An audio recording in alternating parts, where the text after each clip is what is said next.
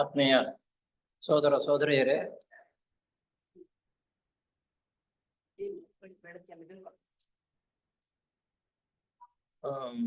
ಇರ್ಲಿ ಮೇಡಮ್, ಆಗುತ್ತೆ ಬಿಡಿ, ಸಾಕು ಸಾಕು, ಬೆಳಕಾಗುತ್ತೆ ಬಿಡಿ. ಇನ್ನು ಕರೆಂಟ್ದು ಪ್ರಾಬ್ಲಮ್ ಏನಮ್ಮ, ಸಾಕ್ಬಿಟ್ಟು ಇವಾಗ ಬೆಳಕಿದೆ ಬಿಡಿ, ಆಗತ್ತೆ. ಪತಂಜಲಿಗಳ ಯೋಗ ಸೂತ್ರದಲ್ಲಿ ಸಾಧನ ಪಾದ ಅದು ಥಿಯಾಸಫಿ ಬೆಳಕಿನಲ್ಲಿ ಹೇಗೆ ಅಂತ ಅನ್ನೋದನ್ನ ಐಕೆ ತೈಮನಿಯವರು ಇಂಗ್ಲಿಷ್ನಲ್ಲಿ ತರ್ಜಮೆ ಮಾಡಿರ್ತಕ್ಕಂಥದ್ದನ್ನ ನಮ್ಮ ರಾಜಪ್ಪನವರು ಕನ್ನಡದಲ್ಲಿ ಮಾಡಿದ್ದಾರೆ ಅಂತಕ್ಕಂಥದ್ರ ಬಗ್ಗೆ ಅದು ಸ್ವಲ್ಪ ತಿಳ್ಕೊಂಡು ಅಲ್ಲಿಂದ ಮುಂದುವರಿಸ್ಕೊಂಡು, ಸರ್ವಜ್ಞರು ಸರ್ವಶಕ್ತರು ಮತ್ತು ಸರ್ವಾಂತರ್ಯಾಮಿಗಳಾಗಿ ಪರಿವರ್ತನೆ ಮಾಡತಕ್ಕ ಘನ ಉದ್ದೇಶವುಳ್ಳವದೇ ಯೋಗಶಾಸ್ತ್ರ. ಈ ಯೋಗಶಾಸ್ತ್ರವನ್ನು ಏನೇನು ತಿಳಿಸ್ತಪ್ಪ ಅಂತಂದ್ರೆ, ಸರ್ವಜ್ಞರು ಸರ್ವಶಕ್ತರು ಸರ್ವಾಂತರ್ಯಾಮಿಗಳಾಗಿ ಪರಿವರ್ತನೆ ಮಾಡತಕ್ಕಂಥದ್ದೇ ಯೋಗಶಾಸ್ತ್ರದ ಉದ್ದೇಶ. ಇದನ್ನ ಈ ಮೂರು ಪರಿವರ್ತನೆ ಮಾಡತಕ್ಕಂಥದ್ದು ಹಾಗೆ ಅಂತ ಯೋಗಶಾಸ್ತ್ರದ ಉದ್ದೇಶ ಇದೆ ಅಂತ ಅನ್ನೋದು. ಅನೇಕರು ಮಾನಸಿಕವಾದ ಆನಂದ ಉಂಟು ಮಾಡತಕ್ಕ ಚರ್ಚಾಸ್ಪದವಾದ ತತ್ವಶಾಸ್ತ್ರಗಳ ವ್ಯಾಸಂಗದಲ್ಲಿ ವೃತ್ತ ಕಾಲಹರಣೆ ಮಾಡುತ್ತಾರೆ. ಇಲ್ಲಿ ಮೂರು ಜನ ಸೇರಿದ್ರೆ ಸಾಕು, ಚರ್ಚೆ ಮಾಡ್ತಕ್ಕಂಥದ್ದು ಏನೋ ಆಧ್ಯಾತ್ಮಿಕ ಜೀವನದ ಬಗ್ಗೆನೂ ಚರ್ಚೆ ಮಾಡ್ತಾರೆ. ಆ ಲೋಕಗಳಂದ್ರೆ ಏನಪ್ಪಾ, ಹಿಂಗಿರ್ತಾರೆ, ಅದಿಲ್ಲ, ಅವು ಇದೆಯಾ, ಇಲ್ಲಿ ನೋಡಿದ್ದಾರೆ ಅಂತಕ್ಕಂಥವ್ರು ಕೆಲವರು, ಇಲ್ಲಪ್ಪ ಈ ರೀತಿ ಇದೆ ಅಂತ ಅನ್ನೋದು ಕೆಲವರು. ಇನ್ನು ರಾಮಾಯಣ ಮಹಾಭಾರತಕ್ಕೆ ಸಂಬಂಧಪಟ್ಟಂತ ಚರ್ಚೆಗೆ ಬಂದ್ರೆ ಒಬ್ಬೊಬ್ಬರು ಒಂದೊಂದು ರೀತಿಯಲ್ಲಿ ಚರ್ಚೆ ಮಾಡ್ತಕ್ಕಂಥದ್ದು. ಈ ರೀತಿಯ ಚರ್ಚೆ ಮಾಡತಕ್ಕಂಥವರು ವೃಥಾದ ಚರ್ಚೆ ಮಾಡ್ಕೊಂಡು ಕೂತಿರ್ತಕ್ಕಂಥದ್ದು, ಅದು ಕಾಲಹರಣೆ ಮಾಡುವ ರೀತಿಯಲ್ಲಿ ಇರುತ್ತದೆ ಅಂತ ಅನ್ನೋದು ನಮಗೆ ಮಾಡುತ್ತಾರೆ. ನಮ್ಮ ಮನೆಗೆ ಬೆಂಕಿ ಬಿದ್ದು ಉರಿಯುತ್ತಿದ್ದರೆ ಅದನ್ನು ಆರಿಸುವುದನ್ನು ಬಿಟ್ಟು ಆಗ ತಾನೇ ಶಿಲ್ಪಕಲೆಗೆ ಸಂಬಂಧಪಟ್ಟ ಸಾಹಿತ್ಯವನ್ನು ಓದುವುದಿಲ್ಲ. ಮನೆಗೆ ಬೆಂಕಿ ಬಿದ್ದಿರುತ್ತೆ, ಸಾಹಿತ್ಯ ಅಥವಾ ಹೆಂಗ್ ಬಿತ್ತು ಏನಾಯ್ತು ಅಂತಕ್ಕಂಥ ಕೂತ್ಕೊಂಡು ಅದನ್ನು ಚರ್ಚೆ ಮಾಡ್ತಾ ಇರ್ತೀವಿ, ಎಲ್ಲಾದ್ರೂ ನಾವು ಚರ್ಚೆ ಮಾಡಲ್ಲ. ಹಾಗೆ ಆಧ್ಯಾತ್ಮಿಕ ಜೀವನ ಅಂತಕ್ಕಂಥ ಇದು ಮುಖ್ಯವಾಗಿ ಏನಪ್ಪಾ ಅಂದ್ರೆ, ಆಧ್ಯಾತ್ಮಿಕ ಜೀವನ ನಡೆಸ್ತಕ್ಕಂಥದ್ದು ರೀತಿ ನೀತಿ ನಿಯಮದಂತೆ ನಾವು ನಡ್ಕೊಳ್ಳುವುದನ್ನ ಪ್ರಯತ್ನಿಸ್ಬೇಕೆ ಹೊರತು ವೃಥಾವಾಗಿ ಅದನ್ನು ಚರ್ಚೆ ಮಾಡಿಕೊಂಡು ಕಾಲಹರಣೆ ಮಾಡುವುದು ಸರಿಯಲ್ಲ ಅನ್ನೋ ಉದ್ದೇಶ ಇದು. ಆದುದರಿಂದ ನಮ್ಮ ಮಾನವ ಜೀವಿತಕ್ಕೆ ಸಂಬಂಧಪಟ್ಟ ಆಳವಾದ ಸಮಸ್ಯೆಗಳಿಗೆ ಪರಿಹಾರವನ್ನು ನೀಡುವಂತಹ ದರ್ಶನಗಳನ್ನು ಮಾತ್ರ ಓದಿ ಅರ್ಥ ಮಾಡಿಕೊಳ್ಳಲು ಪ್ರಯತ್ನ ಪಡುವುದು ಉಚಿತ. ಇಲ್ಲಿ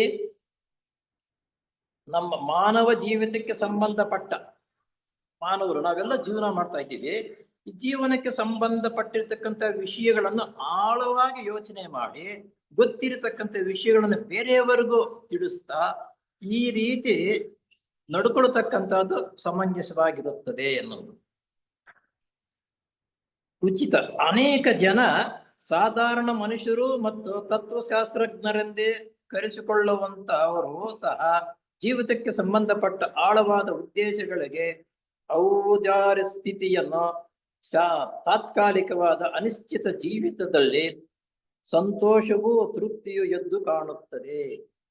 ಈ ತತ್ವಶಾಸ್ತ್ರಜ್ಞರು, ತಿಳುವಳಿಕೆ ಇರ್ತಕ್ಕಂಥವ್ರು, ದೊಡ್ಡವರು, ಅವ್ರ ವಿಷಯ ಅಥವಾ ಅವ್ರ ಜೊತೆಲಿ ನಾವು ಸಂಪರ್ಕ ಮಾಡಿ ಚರ್ಚೆಗಾಗ್ಲಿ ಮತ್ತೊಂದಕ್ಕೆ ಕೂತ್ಕೊಂಡಾಗ ಒಂದು ರೀತಿ ವೈಬ್ರೇಷನ್ ಸುತ್ತಕೊಳ್ಳುತ್ತೆ. ಆ ಉತ್ತಮ ವ್ಯವಸ್ಥೆ ಹೇಗೆ ಅಂತಕ್ಕಂಥ ನಮ್ಮ ಮನಸ್ಸಿನ ಒಳಗಡೆಯಿಂದನೇ ಅದು ಉಕ್ಕಿ ಬರುತ್ತೆ. ಆ ಸನ್ನಿವೇಶ ಅರಿತಾಗುತ್ತೆ. ತಾತ್ಕಾಲಿಕವಾದ ಅನಿಶ್ಚಿತ ಜೀವಿತದಲ್ಲಿನ ಸಂತೋಷವು ತೃಪ್ತಿಯು ಎದ್ದು ಕಾಣುತ್ತದೆ. ಅದೇ ತಾತ್ಕಾಲಿಕವಾಗಿ ನಾವು ಇಲ್ಲಿ ಕೂತ್ಕೊಂಡು ಮಾತನಾಡ್ತಕ್ಕಂಥ ಅವ್ರ ಜೊತೆಲಿ ಸಂಪರ್ಕ ಮಾಡ್ತಾ ಇರುವಾಗ ಈ ಪ್ರಪಂಚ ವ್ಯಾತಕ್ಕೆ ಅದು ಏನಪ್ಪ ಹೆಂಗಿರುತ್ತೆ ಅಂತಕ್ಕಂಥ ತಾತ್ಕಾಲಿಕವಾಗಿರ್ತಕ್ಕಂಥ ವೈರಾಗ್ಯವು ನಮ್ಮಲ್ಲಿ ಉದ್ಭವವಾಗುತ್ತದೆ. ದೇಶ ಕಾಲಗಳಿಗೆ ಸಂಬಂಧಪಟ್ಟಂತೆ ಮಾನವ ಜೀವಿತವು ಎಷ್ಟು ಅಲ್ಪವಾದದ್ದು ಎಂಬ ಅಂಶವನ್ನು ವಿಮರ್ಶೆ ಮಾಡೋಣ. ಇಲ್ಲಿ ನಮ್ಗೆ ಅದು ಗೊತ್ತು ಇದು ಗೊತ್ತು ಏನು ಅಂತಕ್ಕಂಥದ್ದು ಬಹಳ ಹುಮ್ಮಸ್ಸಿನಿಂದ ಇರ್ತೀವಿ. ನಾನೇ ದೊಡ್ಡವನೋ, ನನಗಿಂತ ಇದೆಯಾ, ನನ್ನೊಂದು ಆಸ್ತಿ ಪಾಸ್ತಿ ಇಷ್ಟಿದೆ, ನಾನು ಎಂತ ಶ್ರೀಮಂತನೋ ಏನೋ ಅಂತಕ್ಕಂಥದ್ದನ್ನ ಅನ್ಕೊಳ್ತಾರೆ ಒಬ್ಬೊಬ್ರು. ಅದಕ್ಕೆ ಸಂಬಂಧಪಟ್ಟಂತೆ ನಮ್ಮ ಆಸ್ತಿ, ನಮ್ಮ ಪಾಸ್ತಿ, ನಮ್ಮ ವ್ಯವಸ್ಥೆ ಎಂತಹದು ಅಂತ ಅನ್ನೋದನ್ನ ಇಲ್ಲೊಂದು ಉದಾಹರಣೆ ಕೊಡ್ತಾರೆ. ಏನಪ್ಪಾ ಅಂದ್ರೆ, ದೇಶ ಕಾಲಗಳಿಗೆ ಸಂಬಂಧಪಟ್ಟಂತೆ ಮಾನವ ಜೀವಿತವು ಎಷ್ಟು ಅಲ್ಪವಾದದ್ದು ಎಂಬ ಅಂಶವನ್ನು ವಿಮರ್ಶೆ ಮಾಡೋಣ. ನಮ್ಮ ಮಾನವನ ಜೀವನ ಎಷ್ಟು ಅಲ್ಪವಾದದ್ದು ಅಂತಕ್ಕಂಥದ್ದು ಹೇಳ್ತಾರೆ. ಇದಕ್ಕೆ ಜ್ಞಾಪಕ ಬರುತ್ತೆ ಟಿ.ಪಿ. ಕೈಲಾಸಮ್ಮ ಅಂತಕ್ಕಂಥ ಬಹಳ ಹೆಸರುವಾಸಿಯಾಗಿರ್ತಕ್ಕಂಥವ್ರು. ದೇಶ ವಿದೇಶಗಳಲ್ಲಿ ತಿರುಗಿಕೊಂಡು ಚೆನ್ನಾಗಿ ವ್ಯವಸ್ಥಿತ ರೀತಿಯಲ್ಲಿ ಇರ್ತಕ್ಕಂಥವ್ರು. ಯಾರೋ ಬಂದು ವಿದೇಶಗಳೆಲ್ಲ ಓಡಾಡ್ಕೊಂಡು ಮಾಡ್ಕೊಂಡು ಬಂದಿರಲ್ಲ, ಹೆಣ್ ಕಳ್ತಿದ್ದೀಯ ಅಂತ ಕೇಳಿದಾಗ ಒಂದು ಸಿಗರೇಟ್ ತೆಗೆದುಬಿಟ್ಟು ತೆಗೆದುಕ ಟಿ.ಪಿ. ಕೈಲಾಸಂ ಅಂತ ಹೊಗೆಯಲ್ಲಿ ಬಿಟ್ಟು ನಾನು ಇಷ್ಟು ದೂರ ಕರ್ಕೊಂಡು ಹೋಗಿ ನೋಡ್ಕೊಂಡು ಬಂದಿರ್ತಕ್ಕಂಥ ಈ ವಿದ್ಯೆಯನ್ನು ಕಲ್ತ್ಕೊಂಡು ಬಂದಿದ್ದೀನಿ ಅಂತ. ಸುಲಭ ಅಲ್ಲ ಅದನ್ನು. ಸಿಗರೇಟ್ ಕುಡಿತಾ ಹೊಗೆನಿಂದ ಟಿ.ಪಿ. ಕೈಲಾಸಂ ಅಂತ ಹೊಗೆ ಬಿಡುವುದು ಅಷ್ಟು ಸುಲಭ ಅಲ್ಲ. ಇದನ್ನು ಕಲ್ತ್ಕೊಂಡು ಬಂದಿದ್ದೀನಿ. ಸ್ವಲ್ಪ ವೈರಾಗ್ಯಕ್ಕೂ ಇದಕ್ಕೂ ಸಂಬಂಧಪಟ್ಟಂತೆ ಹೇಳಿದ್ರಂತ. ಆಮೇಲೆ ಇನ್ನೊಂದ್ ಸಲ ಮುಂದಾಗ ಟಿ.ಪಿ. ಕೈಲಾಸಂ ಅವ್ರು ಹೇಳ್ತಾರೆ, ನಾನು ಅಂದ್ರೆ ಏನು ಅನ್ನುವಷ್ಟ್ರೊಳಗಾಗಿ ನಾವು ಜೀವನವೇ ಪೂರ್ಣವಾಯ್ತು, ಏನ್ ಕಳ್ಸ್ಕೊಳಕ್ಕ ಆಗ್ಲಿಲ್ಲ ಅಂತ. ಹಾಗೆ ಯಾಕಂದ್ರೆ ಇದು ಅಲ್ಪ ಆಯುಸು ನಮ್ದು, ಆದ್ರಿಂದ ಆ ರೀತಿ ಆಗುತ್ತದೆ ಅಂತ. ಇನ್ನೂ ಅಲ್ಪ ಆಯುಸಕ್ಕೆ ನಾವು ಇನ್ನೊಂದು ಉದಾಹರಣೆ ಹೇಳ್ಬೋದು.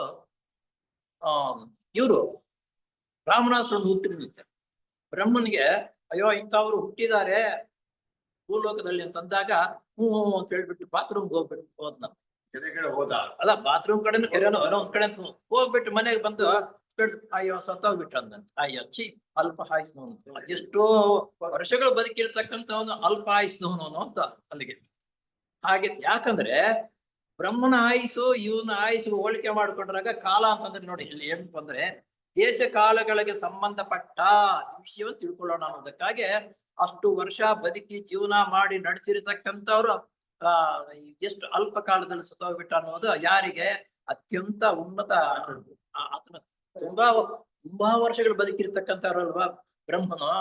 ಆದ್ದರಿಂದ ಈ ಮಾನವನಾಗಿರ್ತಕ್ಕಂಥವನು ಅಲ್ಪ ಆಯುಸು ಅಂತ ಅಂದ್ರು. ಹಾಗೆ ನಮ್ಮ ಆಯುಸು ಮಹಾ ಅಲ್ಪ, ಇದನ್ನ ಕಾಲಹರಣೆ ಮಾಡೋದು ಬೇಡ ಅಂತ ಇದು ಎರಡನೇದು ತಿಳ್ಕೋಬೇಕಾಗಿರೋದು. ನಾವು ವಿಮರ್ಶೆ ಮಾಡೋಣ.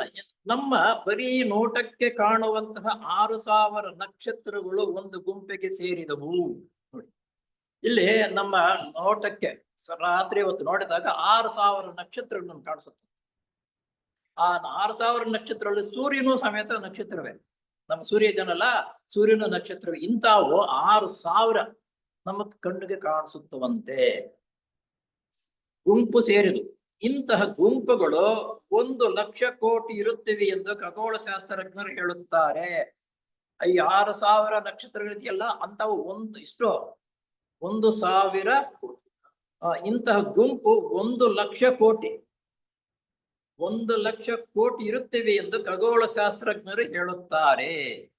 6,000 ಅಂದ್ರೆ ಹೆಚ್ಚು ಅಂದ್ರೆ ಇಂಥವು 1,00,000 ಕೋಟಿ ಇಂತಹ ಗುಂಪುಗಳು ಇವೆಯಂತೆ. ಅಲ್ಲಿಗೆ ಎಷ್ಟು ಪ್ರಪಂಚ ಎಷ್ಟು ದೊಡ್ಡದಾಗಿದೆ ಅಂತ ಅನ್ನೋದು ನಾವು ಅರ್ಥ ಮಾಡ್ಕೋಬೇಕು. ಊಹೆ ಮಾಡ್ಕೊಳ್ಳೋಕ್ಕೂ ಆಗ್ಲಾರ್ದ. ನಮ್ಮ ಸೌರಮಂಡಲಕ್ಕೆ ಸೇರಿದ ಗ್ಯಾಲಕ್ಸಿ ಅಲ್ಲಿ 100,000 ಕೋಟಿ ಬ್ರಹ್ಮಾಂಡಗಳು ಇರುತ್ತಿವೆ ಎಂದು ತಿಳಿದು ಬರುತ್ತದೆ. ಒಂದು ಗ್ಯಾಲಕ್ಸಿಲಿ 100,000 ಕೋಟಿ ಬ್ರಹ್ಮಾಂಡಗಳು, ಇಂಥವೆಲ್ಲ ಸೇರಿದ ಒಂದು ಬ್ರಹ್ಮಾಂಡ. ಅಂತವಷ್ಟು ಬ್ರಹ್ಮಾಂಡಗಳಿವೆ ಅಂತಂದ್ರೆ ಊಹೆ ಮಾಡಿಕೊಳ್ಳುವುದಕ್ಕೂ ಪ್ರಪಂಚ ಇದು ದೈವ ಯೋಜನೆ ಎಷ್ಟು ಇದೆ ಅಂತ ಅನ್ನೋದನ್ನ ನೆನೆಸ್ಕೊಳ್ಳೋದಕ್ಕೂ ನಮ್ಗೆ ಯೋಗ್ಯತೆ ಇಲ್ಲ. ಏನು ಅಂತ ಅನ್ನೋದು ತಿಳ್ಕೊಳ್ಳೋಕ್ಕಲ್ಲ, ನೆನೆಸ್ಕೊಳ್ಳೋದಕ್ಕೂ ನಮ್ಮಿಂದ ಆಗ್ಲಾರ್ದು. ಈ ಅಪಾರವಾದ ಗ್ಲಾವಸ್ತಿಯಲ್ಲಿ ಒಂದು ಕಡೆಯಿಂದ ಮತ್ತೊಂದು ಕಡೆಗೆ ಬೆಳಕು 1 ಸೆಕೆಂಡಿಗೆ 1,86,000 ಮೈಲಿ ವೇಗದಲ್ಲಿ ಪ್ರಯಾಣ ಮಾಡಿಕೊಂಡು ಹೋಗಿ 1 ಸೆಕೆಂಡಿಗೆ 1,86,000 ಮೈಲಿ, ಅದು ಕಿಲೋಮೀಟರ್ ಅಲ್ಲ, 1,86,000 ಮೈಲಿ 1 ಸೆಕೆಂಡ್ ಅಷ್ಟು ವೇಗ ಇದೆ. ಅಷ್ಟು ವೇಗದಲ್ಲಿ ಹೋಗ್ತಕ್ಕಂಥದ್ದು ಹೋಗಿ ಬಿಟ್ಟಬೇಕಾದ್ರೆ 1,00,000 ವರ್ಷಗಳು ಬೇಕಾಗುತ್ತದೆ. ಒಂದು ಕಡೆಯಿಂದ ಬ್ರಹ್ಮಾಂಡ ಆ ಕಡೆಯಿಂದ ಆ ಕಡೆಗೆ ಅಷ್ಟು ವೇಗವಾಗಿ 1,00,000 ವರ್ಷ ಬೇಕಂತೆ. ಅಲ್ಲಿಗೆ ಎಷ್ಟು ದೂರ ಇದೆ, ಎಷ್ಟು ದೊಡ್ಡದಾಗಿದೆ ಅಂತ ಅನ್ನೋದನ್ನ ನಾವು ಊಹಿಸಿಕೊಳ್ಳುವುದಕ್ಕಾಗಿ ಇವೆಲ್ಲ ಉದಾಹರಣೆಗಳು ಕೊಡ್ತಾ ಇರೋದು. ಇದು ಐಕ್ಯತೆಯವರು ವಿಜ್ಞಾನಕ್ಕೆ ಸಂಬಂಧಪಟ್ಟಿದ್ದು ಉದಾಹರಣೆ ಹೇಳ್ತಾರೆ. ಈ ವಿಶ್ವದಲ್ಲಿ ಇರುವ ನಮ್ಮ ಸೌರ ಬ್ರಹ್ಮಾಂಡವು ಒಂದು ಎಲ್ಲೆಯಿಂದ ಮತ್ತೊಂದು ಎಲ್ಲೆಗೆ 7,00,000 ಕೋಟಿ ಮೈಲಿಗಳಷ್ಟು ಪ್ರಸರಿಸುತ್ತಿರುವುದು. ಎಲ್ಲಿ ಅಂದ್ರೆ ಈ ಕೊನೆಯಿಂದ ಆ ಕೊನೆಗೆ ಎಷ್ಟಿದೆಯಪ್ಪ ಅಂತಂದ್ರೆ 7,00,000 ಕೋಟಿ ಮೈಲುಗಳಷ್ಟು.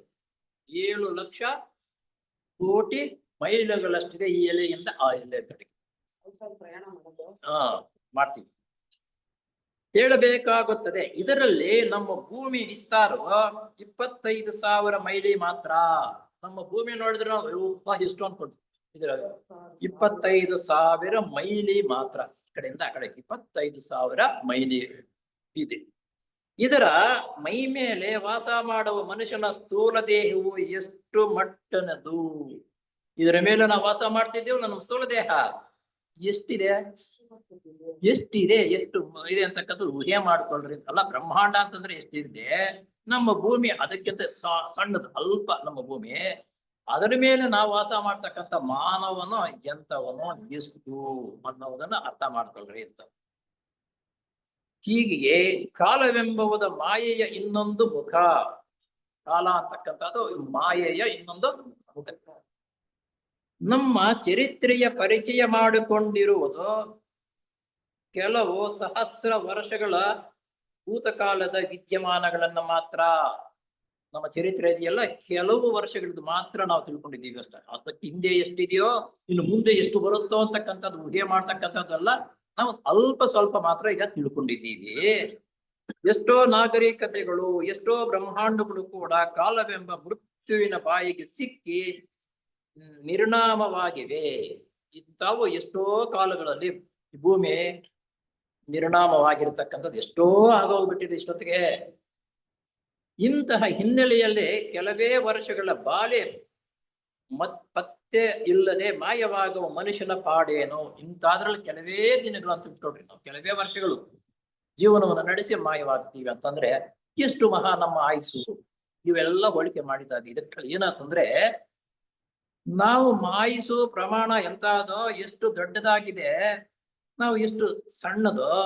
ಈ ಸಣ್ಣತನದಿಂದ ಸಣ್ಣ ಜೀವನವನ್ನು ನಡೆಸ್ತಕ್ಕಂಥವ್ರು ಅಪಾರವಾಗಿರ್ತಕ್ಕಂಥ ಯೋಚನೆಗಳು, ಭಾವನೆಗಳು ಕೂಡಿಡ್ಬೇಕು, ಅದು ಮಾಡಬೇಕು, ಜಗಳ, ವ್ಯಾಮೋಹ, ಇವೆಲ್ಲ ಯಾತಕ್ಕಾಗಿ? ಕ್ಷಣಿಕ ಸುಖಕ್ಕಾಗಿ, ಕ್ಷಣಿಕ ಜೀವನಕ್ಕಾಗಿ ಅಂತ ಉದಾಹರಣೆ ಹೇಳ್ತಾ ಇರೋದು. ಮೃತ್ಯುವು ಯಾವ ಗಳಿಗೆಯಲ್ಲಿ ಬರುತ್ತಿದೆಯೋ ಯಾರು ಬಲ್ಲರೋ. ನಮ್ಗಷ್ಟೇ ಮೃತ್ಯು ಯಾವಾಗ ಬರುತ್ತೋ ಯಾರಿಗೂ ಗೊತ್ತಿಲ್ಲ. ಪ್ರತಿ ಕ್ಷಣದಲ್ಲೂ ಅವರು ಸತ್ತರು, ಇವರು ಸತ್ತರು ಎಂಬ ವರ್ತಮಾನವನ್ನು ಕೇಳುತ್ತೇವೆ. ನೋಡಿ, ಈಗ ನಾವು ಬಂದ ತಕ್ಷಣ ಬಂದ ತಕ್ಷಣ ಹೇಳಿದ್ರಲ್ಲ ನೀವು ANR ಸತ್ತೋಗ್ಬಿಟ್ಟು ಅಂತ, ಹಾಗೆ ಅವ್ರು ಸತ್ತರು ಇವ್ರು ಸತ್ತರು ಅಂತ ಹೇಳ್ಕೊಳ್ತಾ ಇದೀವಿ. ನಾವೇನಾದ್ರೂ ಶಾಶ್ವತವಾಗಿರ್ತೀವ? ನಾವು ಸತ್ತೋಗ್ತೀವಿ ಹಿಂದೆ ಅಷ್ಟೇ. ಆದರೆ ನಾವು ಮಾತ್ರ ಬಹುಕಾಲ ಜೀವಿಸುತ್ತೇವೆ ಎಂಬ ನೆಮ್ಮದಿಯಿಂದ ತಾತ್ಕಾಲಿಕವಾದ ಸುಖದಲ್ಲಿ ಮುಳುಗಿ ಹೋಗುತ್ತೇವೆ. ಈ ತಾತ್ಕಾಲಿಕವಾಗಿರತಕ್ಕಂಥ ಸುಖದಲ್ಲಿ ಮುಳುಗಿ ಹೋಗ್ತೀವಿ. ಬೇರೆ ಏನೂ ಕಾಣುವುದೇ ಇಲ್ಲ, ನಮ್ಗೆ ಏನೂ ಕಾಣಲ್ಲ. ನಾನೇ ನೋಡು ಅಂತಕ್ಕಂಥ ಮಾಡ್ತೀವಿ. ಅಲ್ಲಿಗೆ ಏನಂದ್ರೆ ಇವೆಲ್ಲ ಹೋಲಿಕೆ ಮಾಡ್ತಾ ಇರ್ತಕ್ಕಂಥ ತೈಮ್ನಿಯವರು, ಇಷ್ಟು ಅಗಾಧವಾಗಿರ್ತಕ್ಕಂಥ ಪ್ರಪಂಚ, ಇಷ್ಟು ಜೀವನವಾಗಿರ್ತಕ್ಕಂಥದ್ದು, ಇಷ್ಟು ಕಾಲ ಒಂದಕ್ಕೊಂದಿದೆ.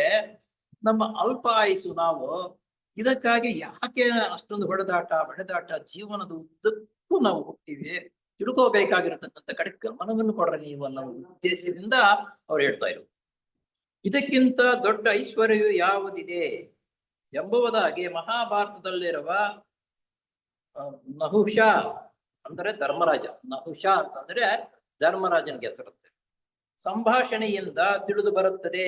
ಮಾಯೆ ತಾತ್ಕಾಲಿಕವನ್ನು ಎಷ್ಟೆಷ್ಟು ಹೇಳ್ಕೊಂಡ ದೇಶ ಕಾಲಗಳಿಗೆ ಸಂಬಂಧಪಟ್ಟ ಮಾಯೆ ಭ್ರಾಂತಿ ಹಿನ್ನೆಲೆಯಲ್ಲಿ ಯೋಗಶಾಸ್ತ್ರವು ಮುಂದಿರುವ ಕ್ಲೇಶಗಳ ತತ್ವಾರ್ಥವನ್ನು ವಿಮರ್ಶೆ ಮಾಡೋಣ.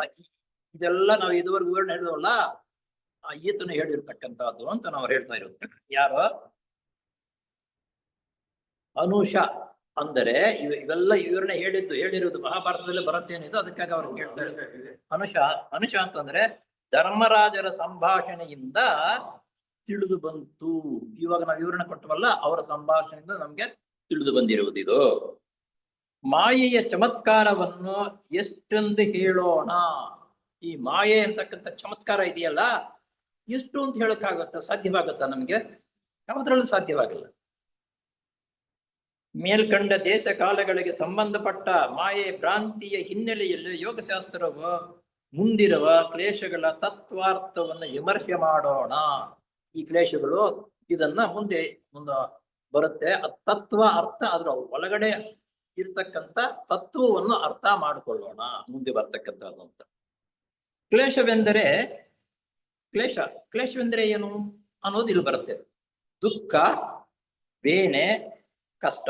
ಮೂರು: ದುಃಖ, ಬೇನೆ, ಕಷ್ಟ. ಇವಕ್ಕೆ ಕ್ಲೇಶ ಅಂತ ಹೆಸರು.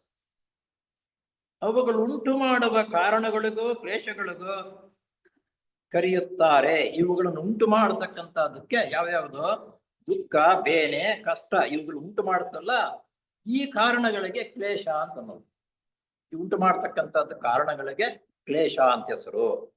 ಮನುಷ್ಯನು ದೇಹಾತ್ಮ ಭಾವನೆ ಎಂಬ ಅಜ್ಞಾನಕ್ಕೆ ಒಳಗಾಗಿ, ದೇಹಾತ್ಮ ಭಾವನಕ್ಕೆ, ನಾನೇ ದೇಹ, ನನ್ನದೇ ಇದು ಅಂತಕ್ಕಂಥ ಅಜ್ಞಾನ ಇಂದ ಇದನ್ನು ಜಂಬ ಕಚ್ಕೊಳ್ತೀವಿ.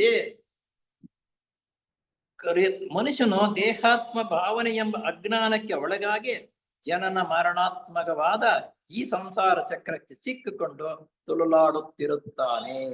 ಅಹಂಭಾವ, ನಾನೇ ನನ್ನದು ಅಂತಕೊಂಡು ಮುಂಜಿನ ಹೆಜ್ಜೆ ಇಡ್ತಕ್ಕಂಥದ್ದು ಹೇಗೆ ಅಂತಕ್ಕಂಥದ್ದನ್ನು ಮರೆತು ನಾನೇ ನನ್ನದು ಅಂತಕ್ಕಂಥದ್ದು ಈ ಅಜ್ಞಾನದಲ್ಲಿ ಬಿದ್ದು ಜನನ ಮರಣಗಳಲ್ಲಿ ಒದ್ದಾಡ್ತಾ ಇದ್ದೀವಿ. ಎಲ್ಲರೂ ಮಾನವರಾಗಿರ್ತಕ್ಕಂಥ ನಮ್ಮಂಥವ್ರು ಎಲ್ಲರೂ ಅದೇ ಕೂಡ ಆಗ್ತಾ ಇರೋದು. ನಾನು ಯಾರು, ನಾನು ಎಂಥವನು, ಎಲ್ಲಿಂದ ಬಂದೆ ಅಂತಕ್ಕಂಥ ವಿಮರ್ಶೆ ಮಾಡಿದಾಗ ಈ ಜನ್ಮ ಸಿಕ್ಕಿದೆ, ಈ ಜನ್ಮಕ್ಕೆ ನಾವು ಏನು ವ್ಯವಸ್ಥೆ ರೀತಿಯಲ್ಲಿ ಜೀವನ ನಡೆಸಬೇಕು ಅಂತಕ್ಕಂಥ ತಿಳ್ಕೊಂಡಾಗ ಮುಂದಕ್ಕೆ ಇದನ್ನ ತಪ್ಪಿಸಿಕೊಂಡು ತಮ್ಮ ಶಾಂತ್ಯಾನಂದ ಸ್ವರೂಪವಾದ ಸತ್ಯವನ್ನು ಸಾಕ್ಷಾತ್ಕಾರ ಮಾಡಿಕೊಳ್ಳಬೇಕೆಂದಿರುವವರು ಯೋಗಶಾಸ್ತ್ರಜ್ಞರ ಪಥವನ್ನು ಹಿಡಿದು ಕೊನೆ ಮಟ್ಟದವರೆಗೆ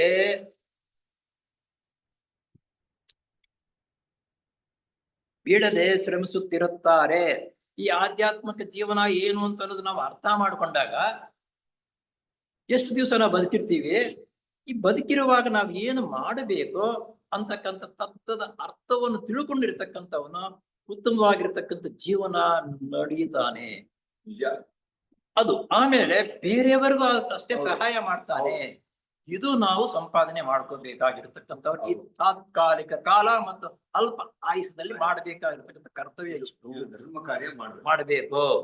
ಯೋಗ ಪಥದಲ್ಲಿ ಮುಂದೆಗ್ಗಿ ಸಿದ್ಧಿಯನ್ನು ಪಡೆದ ಮಹಾತ್ಮರುಗಳು ತತ್ವದೃಷ್ಟಿಯಿಂದಲೂ ಮತ್ತು ತಮ್ಮ ಪ್ರಜ್ಞೆಯ ಆಳದೊಳಗೆ ಧುಮುಕಿ ದಿವ್ಯ ದೃಷ್ಟಿಯನ್ನು ಬೆಳೆಸಿಕೊಂಡು ಆತ್ಮ ಸಾಕ್ಷಾತ್ಕಾರವನ್ನು ಪಡೆಯುವವರೆಗೂ ಹಿಮ್ಮೆಟ್ಟದೆ ಪಡೆದ ತಮ್ಮ ಅನುಭವ ಆಧಾರದ ಮೇಲೆ ಕ್ಲೇಶಗಳ ತತ್ವಶಾಸ್ತ್ರವನ್ನು ನಮ್ಮ ಮುಂದಿಟ್ಟಿರುತ್ತಾರೆ.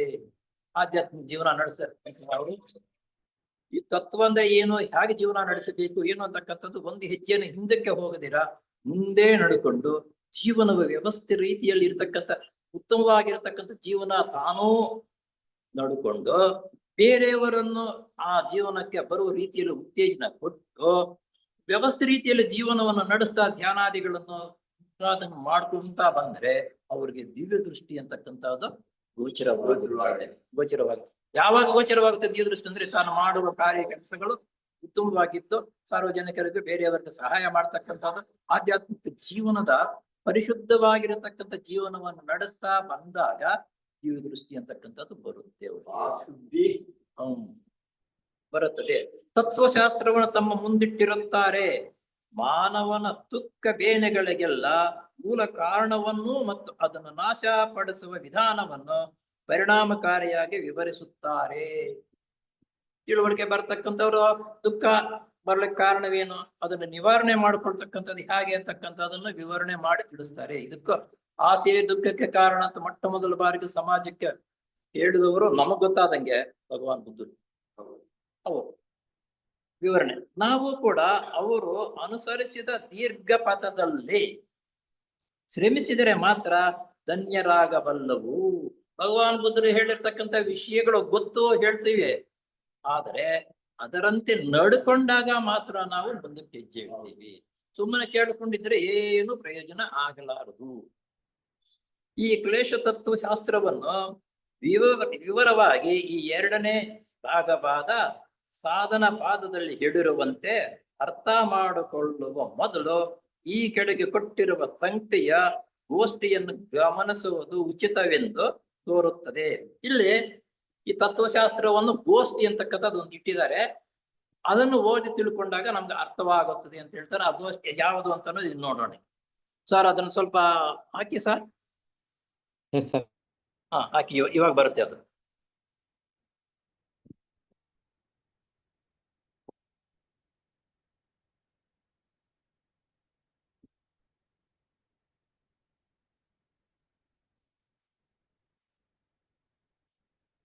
ಹಾ ಬರ್ತಾ ಇದೆ.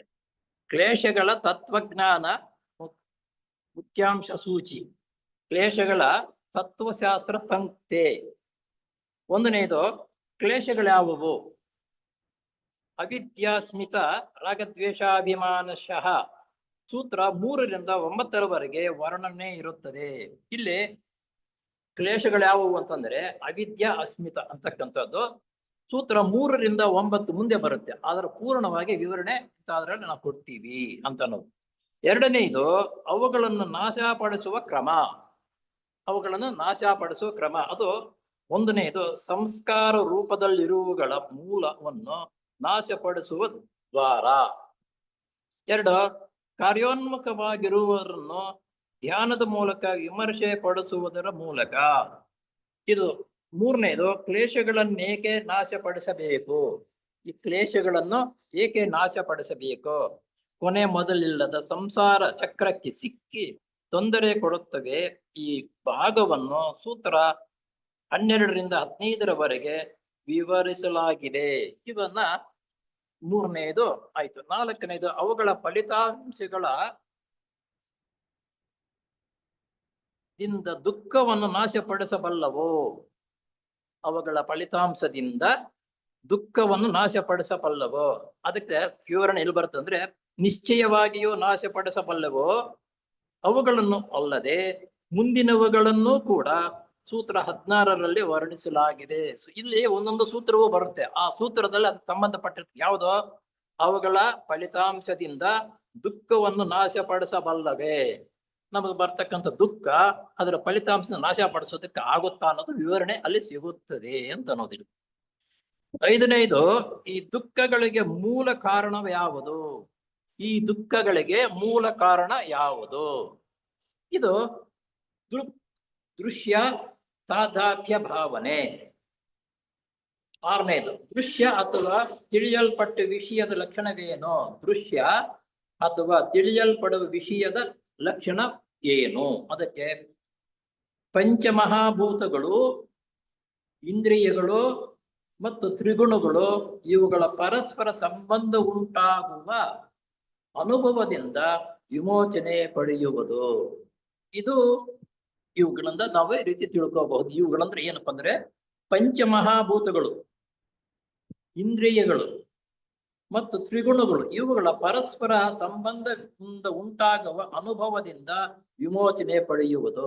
ಇವುಗಳ ಸಂಬಂಧಪಟ್ಟಂತ ಪಂಚಭೂತಗಳು, ಇಂದ್ರಿಯಗಳು ಇವೆಲ್ಲ ಮುಂದಿನ ವಿವರವಾಗಿ ಅದರಲ್ಲಿ ಬರುತ್ತೆ.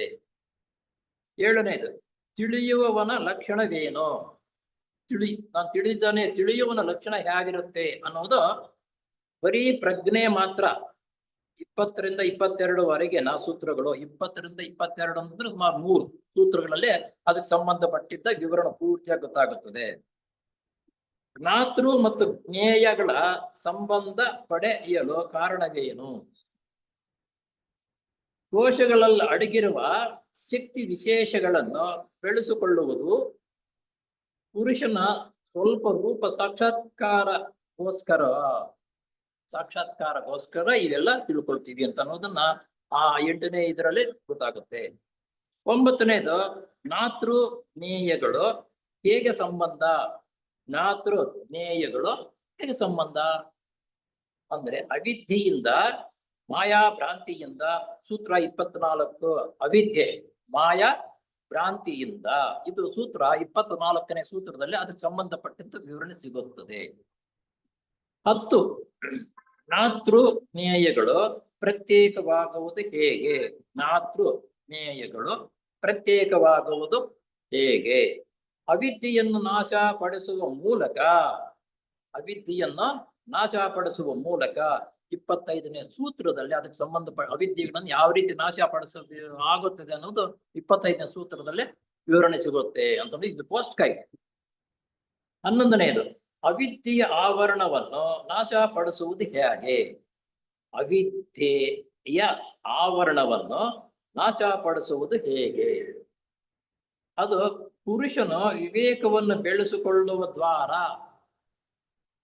ಆಂತರಂಗಿಕ ಜಾಗೃತಿಯನ್ನು 7 ಅಂತಸ್ತುಗಳಲ್ಲಿ ಹೆಚ್ಚಿಸಿಕೊಳ್ಳುವ ಮೂಲಕ. ಸೂತ್ರ 26ರಿಂದ 27 ಸೂತ್ರ ಇದಕ್ಕೆ ಸಂಬಂಧಪಟ್ಟಿತ್ತು. 26ರಿಂದ 27ನೇ ಸೂತ್ರದಲ್ಲಿ ಇವಕ್ಕೆಲ್ಲ ಪೂರ್ಣವಾಗಿ ಗೊತ್ತಾಗುತ್ತೆ ಅಂತ ಅನ್ನೋದನ್ನ ಅದನ್ನು ಓದೋದಕ್ಕೆ ಮೊದಲು ಇಲ್ಲಿ ಒಂದು ಪೋಸ್ಟ್ ಕೊಂಡು ಕೊಟ್ಟರು. 12ನೇದು ವಿವೇಕವನ್ನು ಬೆಳೆಸಿಕೊಳ್ಳುವುದು ಹೇಗೆ? ವಿಚಾರ ಮಾಡುವುದರ ಮೂಲಕವೂ ಮತ್ತು ಯೋಗಾಭ್ಯಾಸದ ಮೂಲಕವೂ ಅವು ಬೆಳೆಸ್ಕೋಬಹುದು ಅನ್ನೋದು ಅದಕ್ಕೆ ಸಂಬಂಧಪಟ್ಟಂತೆ ವಿವರಣ 26ನೇ ಸೂತ್ರದಲ್ಲಿ ಇದೆ. ಮುಂದಿನ ಶ್ಲೋಕಗಳಲ್ಲಿ ಪಂಚಕ್ಲೇಶಗಳನ್ನು ವಿವರಿಸಿ ಹೇಳಬೇಕಾಗುತ್ತದೆ. ಸೂತ್ರ 4 ಅವಿದ್ಯೆಯು ಮುಂದಿನ 4 ಕ್ಲೇಶಗಳಲ್ಲಿ ಮೂಲ ಸ್ವರೂಪದ್ದು. ಅವು ಸುಪ್ತ ವ್ಯವಸ್ಥೆಯಲ್ಲಿ ಇರಲಿ, ಕ್ಷೀಣ ಸ್ಥಿತಿಯಲ್ಲಿ ಇರಲಿ, ಚದುರಿಸಲ್ಪಟ್ಟಿರಲಿ ಅಥವಾ ಉದ್ಭವವಾಗುವ ರೀತಿಯಲ್ಲಿ ಇರಲಿ, ಅವುಗಳಿಗೆಲ್ಲ ಅವಿದ್ಯೆಯೇ ಮೂಲ. ಇಲ್ಲಿ ಅವಿದ್ಯೆ ಅಂತಂದ್ರೆ ಏನಂತ ಅನ್ನೋದನ್ನ ಹೇಳ್ತಾರೆ ನೋಡಿ. ಅವಿದ್ಯೆಯು ಮುಂದಿನ 4 ಕ್ಲೇಶಗಳಿಗೆಲ್ಲ ಮೂಲ ಸ್ವರೂಪದ್ದು. ಅವು ಸುಪ್ತ ವ್ಯವಸ್ಥೆಯಲ್ಲೇ ಇರಲಿ. ಸುಪ್ತ ವ್ಯವಸ್ಥೆಯಲ್ಲಿ ಅಂತಂದ್ರೆ ನಮ್ ಕಣ್ಣು ಕಾಣದೇ ಇರತಕ್ಕಂತ ರೀತಿಯಲ್ಲಿ, ಕ್ಷೀಣ ಸ್ಥಿತಿಯಲ್ಲೇ ಇರಲಿ ಅಥವಾ ನಾಶವಾಗುವ ರೀತಿಯಲ್ಲಿನೇ ಇರಲಿ, ಚದುರಿಸಲ್ಪಟ್ಟಿರಲಿ ಒಂದು ವೇಳೆ ಚದುರು ಹೋಗುವ ರೀತಿಯಲ್ಲಾದರೂ ಇರಲಿ, ಅಥವಾ ಉಲ್ಬಣವ ವ್ಯವಸ್ಥೆಯಲ್ಲೇ ಇರಲಿ, ಇವುಗಳಿಗೆಲ್ಲ ಅವಿದ್ಯೆಯೇ ಮೂಲ. ಇವೆಲ್ಲವೂ ಅವಿದ್ಯೆಯಿಂದ ಅವನ್ನು ತಿಳ್ಕೊಳ್ಳೋದಕ್ಕೆ ಆಗುವುದಿಲ್ಲ. ಈ ಸೂತ್ರದಿಂದ 2 ಮುಖ್ಯಾಂಶಗಳು ಬಹಿರಂಗವಾದ ಹಾಗಾಯಿತು. ಅವಿದ್ಯೆಗೂ ಉಳಿದ 4 ಕ್ಲೇಶಗಳು ಇರುವ ಸಂಬಂಧ ಮತ್ತು ಕ್ಲೇಶಗಳು ಇರುವ ಪರಿಸ್ಥಿತಿಗಳು ಅವಿದ್ಯೆಯು ಉಳಿದ 4 ಕ್ಲೇಶಗಳೆಲ್ಲ ಹುಟ್ಟುತ್ತವೆ. ಅವಿದ್ಯೆಯು 4 ಕ್ಲೇಶಗಳಿಂದ ಹುಟ್ಟುತ್ತದೆ. ಅವಿದ್ಯೆ ಹುಟ್ಟೋದು.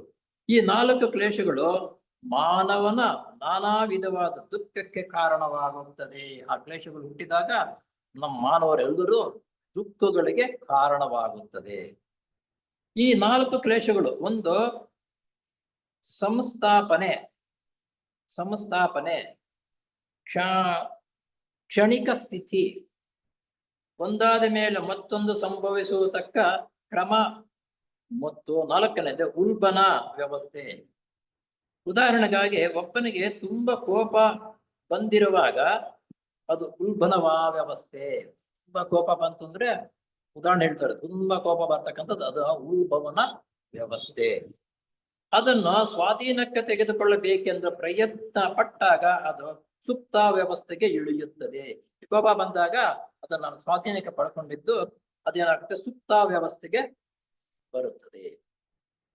ಶಾಂತತೆಯನ್ನು ಸಾಕಾದಷ್ಟು ಕಾಲ ಅನುಷ್ಠಾನ ಮಾಡಿಕೊಂಡು ಬಂದ ಮೇಲೆ ಅದು ಕ್ಷೀಣ ಸ್ಥಿತಿಗೆ ಬರುತ್ತದೆ. ಕೋಪ ಬಂದಾಗ ಶಾಂತಿ ಸಮಾಧಾನದಿಂದ ಇದ್ದಾಗ ಆ ಕೋಪವು ಕ್ಷೀಣವಾಗುತ್ತದೆ. ಕ್ಷೀಣವಾಗುವುದಂದ್ರೆ ನಾಶವಾಗುತ್ತದೆ. ಕೋಪವು ದ್ವೇಷದ ಆವಿರ್ಭಾವ. ದ್ವೇಷ ಇದೆಯಲ್ಲ ಅದರ ಒಂದು ಆವಿರ್ಭಾವ ಅಂದ್ರೆ ಒಂದು ಭಾಗ. ಅದು ರಾಗವಿಲ್ಲದಿದ್ದರೆ ದ್ವೇಷವು ಆವಿರ್ಭವಿಸಲಾರದು. ರಾಗವಿಲ್ಲದೆ ಹೋದ್ರೆ ದ್ವೇಷ ಬರಲ್ಲ. ಆ ರಾಗ ಬಂದ್ರೇನು ಒಂಥರ ದ್ವೇಷ ಬರುವುದು. ಆದುದರಿಂದ ಮನುಷ್ಯನು ತನಗೆ ಬೇಕಾದದ್ದು ಪ್ರಿಯವಾದರ ಮೇಲೆ ಅಭಿಮಾನ ಹೆಚ್ಚಿದಂತೆಲ್ಲ ಹೆಚ್ಚು ಹೆಚ್ಚು ದ್ವೇಷವು ರಾಗಕ್ಕೆ ಅಡ್ಡಿ ಬಂದವರೆಲ್ಲರನ್ನು ಮೇಲೆಲ್ಲ ಹೇಳುತ್ತದೆ. ಇವೆರಡರ ಮಧ್ಯೆ ಮನುಷ್ಯನು ತೊರಲಾಡುತ್ತಾನೆ. ರಾಗದ್ವೇಷಾದಿಗಳು ನಾವು ಇದ್ದರೆ ಯಾರಾದ್ರೂ ಒಬ್ಬರು ನಾವು ಅಂದ್ಕೊಂಡಿದ್ದಕ್ಕೆ ಅಡ್ಡಿ ಬಂದ್ರೆ ಅವನ ಮೇಲೆ ರೇಗಾಡ್ತಕ್ಕಂಥ ಕೋಪವು ನಮ್ಮಲ್ಲಿ ಉದ್ಭವವಾಗುತ್ತದೆ. ರಾಗದ್ವೇಷಾದಿಗಳನ್ನ ದಂಡಿಸಬೇಕು. ತುಂಬಾ ಮುಂದುವರೆದ ಯೋಗಿಯಲ್ಲಿ ಮಾತ್ರ ಕ್ಲೇಶಗಳು ಸುಪ್ತ ವ್ಯವಸ್ಥೆಯಲ್ಲಿರುತ್ತವೆ. ತುಂಬಾ ಮುಂದುವರೆದಿರ್ತಕ್ಕಂಥ ಯೋಗಿಯಲ್ಲೂ ಸಮೇತ ಒಳಗಡೆಯೇ ಸುಪ್ತ ಕಾಣದಿರೋ ಒಳಗಡೆನೆ ಇರುತ್ತವೆ. ಸಾಧಾರಣ ಮನುಷ್ಯರೆಲ್ಲ ಇತರೆ 3 ಸ್ಥಿತಿಗಳಲ್ಲಿ ಸಂದರ್ಭಾನುಸಾರ ಕೆಲಸ ಮಾಡುತ್ತವೆ. ನಮ್ಮಂತವರಲ್ಲಿ ಆ ಸಂದರ್ಭ ನಮ್ದು ಕೋಪ ಮಾಡ್ಕೋಬಾರದಪ್ಪ ಅಂತ ಅನ್ಸುತ್ತೆ. ಆ ವ್ಯವಸ್ಥೆ ರೀತಿಯಲ್ಲಿ ನಮ್ಗೆ ಮಾತಿಗೆ ಎದುರುತ್ತವಾಗಿ ಮಾತಾಡಿದಾಗ ತಕ್ಷಣ ಅದು ಕೋಪ ಬರುತ್ತೆ. ಇವ ಇಲ್ಲ ಅಂತ ಅಂದ್ಕೊಳ್ತೀವಿ, ಸಂದರ್ಭಕ್ಕೆ ತಕ್ಕಂತವೆಲ್ಲವೂ ಇದ್ದು ಕೂತ್ಕೊಳ್ಳುತ್ತೆ. ಅನಿತ್ಯ ನಿತ್ಯವಲ್ಲದ್ದು, ಅನಿತ್ಯ ನಿತ್ಯವಲ್ಲದ್ದು. ಅನಿತ್ಯ ಅಂದರೆ ನಿತ್ಯವಲ್ಲದ್ದು. ಅಶುಚಿ ಮಲಿನವಾದದ್ದು, ಅಶುಚಿ ಅಂತಂದ್ರೆ ಮಲಿನವಾದದ್ದು. ದುಃಖ ಅಂದ್ರೆ ಬೇನೆ, ಅನಾತ್ಮ, ಆತ್ಮವಲ್ಲದರಲ್ಲಿ. ಅನಾತ್ಮ ಅಂದ್ರೆ ಆತ್ಮವಲ್ಲದೆ ಇರುವರಲ್ಲಿ. ನಿತ್ಯ ಶಾಶ್ವತವಾದದ್ದನ್ನು, ಶುಚಿ ಪರಿಶುದ್ಧತೆಯನ್ನು, ಸುಖ ದುಃಖಗಳನ್ನು, ಖ್ಯಾತಿ ಜ್ಞಾನ ಉಂಟು ಮಾಡುವುದು ಅವಿದ್ಯೆ.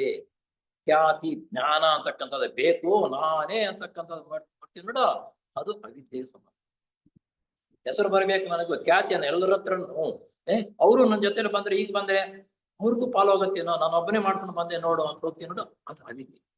ಮಾಡ್ತಕ್ಕಂಥದ್ದು ಎಲ್ಲರೂ ಸರಿಸಮಾನವಾಗಿ ಎಲ್ಲರಿಗೂ ಹಂಚು ರೀತಿಯಲ್ಲಿ ಬರ್ತಕ್ಕಂಥದ್ದು ವಿದ್ಯಾವಂತನ ಲಕ್ಷಣ. ಅನಿತ್ಯವನ್ನು ನಿತ್ಯವೆಂದು, ಅನಿತ್ಯವನ್ನು ನಿತ್ಯವೆಂದು, ಅಶುಚಿಯನ್ನು ಶುಚಿಯೆಂದು, ಅನಾತ್ಮವನ್ನು ಆತ್ಮವೆಂದು ಭಾವಿಸುವುದೇ ಅವಿದ್ಯೆ. ಇದು ಅವಿದ್ಯೆ ಅಂದ್ರೆ ಇಲ್ಲಿ ಅವಿದ್ಯೆ ಎಂದರೆ ಸಾಧಾರಣವಾದ ಅರ್ಥದಲ್ಲಿನ ಅಜ್ಞಾನವಲ್ಲ. ಅವಿದ್ಯೆ ಅಂತಂದ್ರೆ ಅಜ್ಞಾನಿ ಅಂದ್ಕೊಳ್ತೀವಿ, ಅದು ಅಲ್ಲ. ತತ್ವತಃ ಮನುಷ್ಯನು ತನ್ನ ನಿಜ ಸ್ವರೂಪವನ್ನು ತಿಳಿಯದೇ ಇರತಕ್ಕಂಥವನು. ತತ್ವಶಃ ಮನುಷ್ಯನ ನಿಜ ಸ್ವರೂಪ ಏನು ಅಂತನ್ನುವುದು ತಿಳಿಯದೇ ಇರತಕ್ಕಂಥವನು. ಅಜ್ಞಾನವು ಆತ್ಮವು ಸಹಜವಾಗಿಯೋ ನಿತ್ಯ ಜ್ಞಾನಾನಂದಕಾರವಾದದ್ದು. ಆದರೆ ಪರತತ್ವರ ವಸ್ತುವು ತನ್ನ ಮಾಯೆ ಭ್ರಾಂತಿಗಳ ಮೂಲಕ ಅದರ ಸ್ವರೂಪವನ್ನು ಮರೆಸಿ ದೇಹವೇ ನಾನೆಂಬ ಅವಿದ್ಯೆಗೆ ಒಳಗಾಗುವಂತೆ ಮಾಡುತ್ತದೆ. ಯಾವಾಗ್ಲೂ ದೇಹವೇ ನಾನು ಮಾಡಿದ್ದು, ನನ್ನದು, ನನ್ನ ಸಂಸಾರ, ನಂದು ಇಷ್ಟಿದೆ, ಈ ಎಲ್ಲ ವ್ಯವಸ್ಥೆ ಮಾಡಿದ್ದು ನಾನೇ.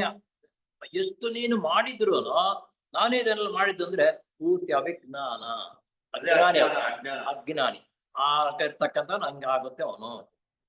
ಇಲ್ಲಿ ಥಿಯಾಸಫಿ ಎಂದರೆ ಮಹಾತ್ಮರ ಅನುಭವ ಶಾಸ್ತ್ರದ ಆಧಾರದ ಮೇಲೆ ಈ ಬಗ್ಗೆ ಹೊರಬಿದ್ದಿರುವ ಕಾರಣವೇನೆಂದರೆ, ಥಿಯಾಸಫಿ ಅಂದ್ರೆ ಮಹಾತ್ಮರ ಅನುಭವ ಜ್ಞಾನದಿಂದ ಬಂದಿರತಕ್ಕಂಥ. ಥಿಯಾಸಫಿ ಅಂತಕ್ಕಂಥದ್ದು ಮಹಾತ್ಮರ ಅನುಭವ ಜ್ಞಾನದಿಂದ ಬಂದಿರತಕ್ಕಂಥದ್ದು ಥಿಯಾಸಫಿ. ಪ್ರತಿಯೊಬ್ಬ ಮನುಷ್ಯನ ನಿಜ ಸ್ವರೂಪವೇ ಪುರುಷಾತ್ಮವು. ಪ್ರತಿಯೊಬ್ಬ ಮನುಷ್ಯನ ನಿಜ ಸ್ವರೂಪವೇ ಪುರುಷಾತ್ಮವು. ಇದು ಅನುಪಾದಕ ಲೋಕದಲ್ಲಿರುತ್ತದೆ. ಇದು ಎಲ್ಲಿರುತ್ತಪ್ಪ ಅಂದ್ರೆ ಅನುಪಾದಕ ಲೋಕದಲ್ಲಿರುತ್ತೆ. ಅನುಪಾದಕ ಲೋಕ ಅಂದ್ರೆ ಏನೋ ವೈಕುಂಠ. ಅನುಪಾದಕ ತತ್ವ ಅಂದ್ರೆ ವೈಕುಂಠ. ವೈಕುಂಠ ಅಂತಂದ್ರೆ ಯಾರು ಇರುವುದು ನಮ್ಮ ಇದರಲ್ಲೇ ಅಲ್ಲ. ವೈಕುಂಠದಲ್ಲಿ ಇರುವರು ಯಾರ? ವಿಷ್ಣು ಬ್ರಹ್ಮ ಅಲ್ಲ, ವಿಷ್ಣು.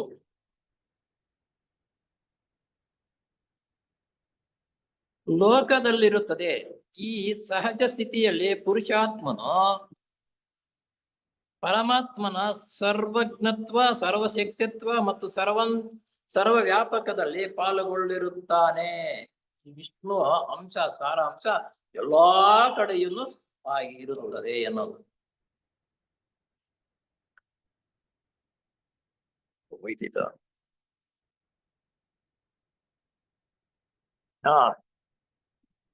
ಪಾಲ್ಗೊಳ್ಳುತ್ತದೆ.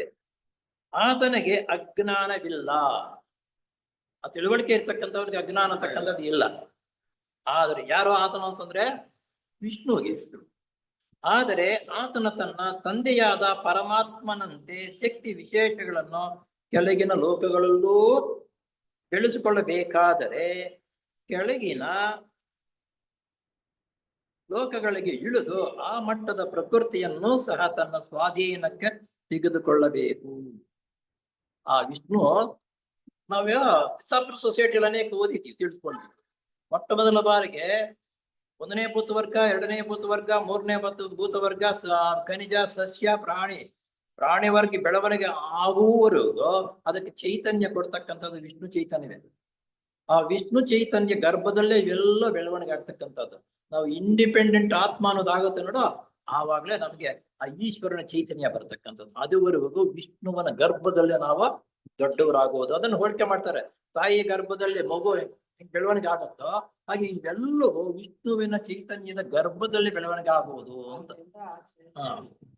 ತಿಳಿಯೋದು. ಆದುದರಿಂದ ಆ ಪುರುಷನು ತನ್ನ ಒಂದು ಕಿರಣವನ್ನು ಕೆಳಕ್ಕೆ ಕಳುಹಿಸಿ ಆಕಾಶ, ವಾಯು, ತೇಜಸ್ಸು ತತ್ವಗಳಿಗೆ ಸಂಬಂಧಪಟ್ಟ ಒಂದೊಂದು ಅಣುವು ಜಂಟಿಸಿಕೊಂಡ ಮೇಲೆ ಯಾವ ರೀತಿ ಬರುತ್ತೆ ಇದು ಅಂತ ಅನ್ನೋದನ್ನ ಹೇಳ್ತಾರೆ ನೋಡಿ ಕೆಳಕ್ಕೆ.